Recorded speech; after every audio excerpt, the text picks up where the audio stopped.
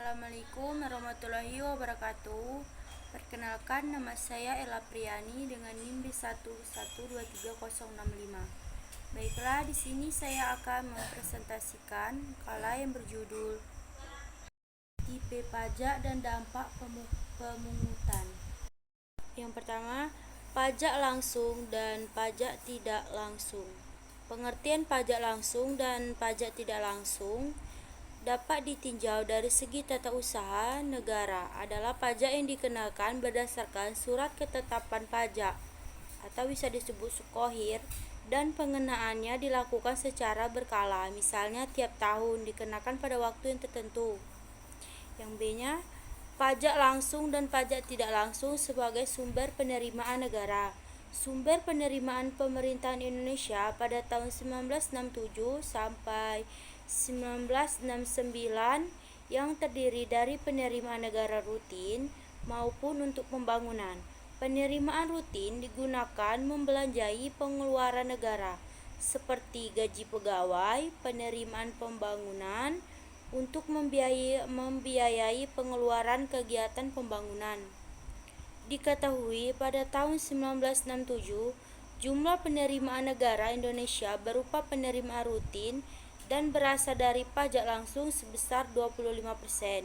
Yang berasal dari pajak tidak langsung ada 73%. Pada tahun 1968, pajak langsung meningkat dari 25% pada tahun 1967 jadi 35%. Masing-masing diperhitungkan dari penerimaan rutin. Kebaikan dari pajak tidak langsung adalah sebagai berikut.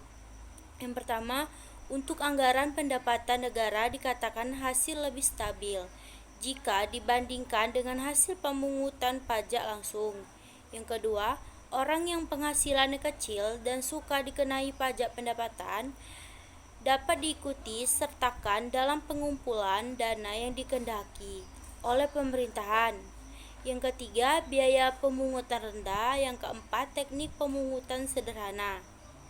Kekurangan dari pajak tidak langsung ialah yang pertama, kurang memenuhi rasa keadilan karena tarif bersifat regresif. Yang kedua, sebagai pajak konsumen, terkadang tidak dapat dijalankan secara baik dalam arti memikul beban pajak adalah bukan denistaria. Yang ketiga, alat mendorong peningkatan produksi. Baiklah, selanjutnya dampak pajak terhadap harga pasar dan keuntungan produsen. Yang pertama, pajak penjualan per unit. Pajak spesifik. Pajak penjualan per unit terjadi karena pergeseran beban pajak tersebut kepada konsumen. Dan kalau bersifat langsung, tidak ada pergeseran beban pajak itu. Pajak lumsum. Kalau pajak bersifat lumsum artinya tidak tergantung pada banyak atau setidaknya barang yang dijual dihasilkan, misalnya lumsum itu sebesar $20. Dalam hal demikian maka terlihat.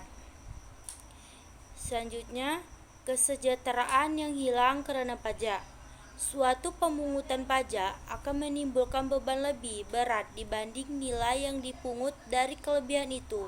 Yang menimbulkan disebut kesejahteraan yang hilang karena pajak. Perbedaan dapat dilihat sebagai berikut. Misalnya, pajak penjualan PPN dikenakan penjualan mesin cuci, tetapi pajak itu dikenakan sedemikian pada penjualan harga mesin cuci menjadi mahal dan produksi mesin cuci menurun sampai nol.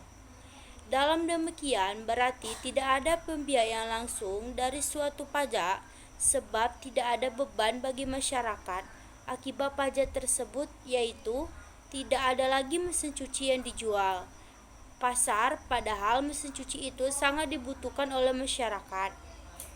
Dengan demikian, ada misalokasi faktor produksi, sehingga konsumen menjadi tidak kesejahteraan karena harus mencuci pakaian langsung dengan tangan, berarti mereka memikul beban pajak secara real.